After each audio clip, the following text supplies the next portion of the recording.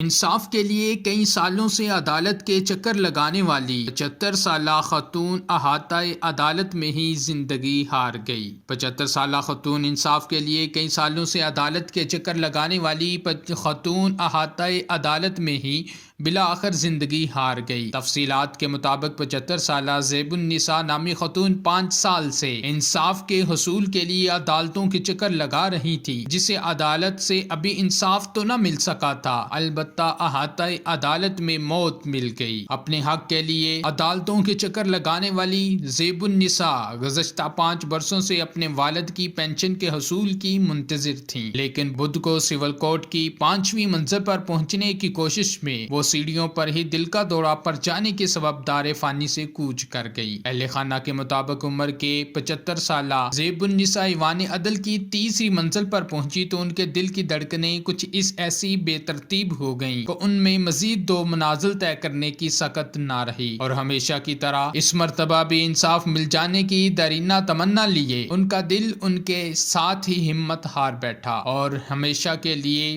بند ہو گیا۔ ڈاکٹروں کا کہنا ہے کہ زیب النساء حرکتیں قلب بند ہونے کے سبب فوت ہوئی ہیں۔ زیب النساء کے والد ریلوے کے ایک سابق ملازم تھے، جن کی پینشن کے حصول کے لیے وہ کوشاں تھی۔ زیب النساء کے مرحوم والد کے ایک دفتری ساتھی کے مطابق رولز کے تحت تو پینشن زیب النساء کو ملنی چاہیے تھی، مگر متعلقہ حکام کے مبینہ ہٹ درمی نے انہیں ان کے حق سے اب تک محروم رکھا تھا۔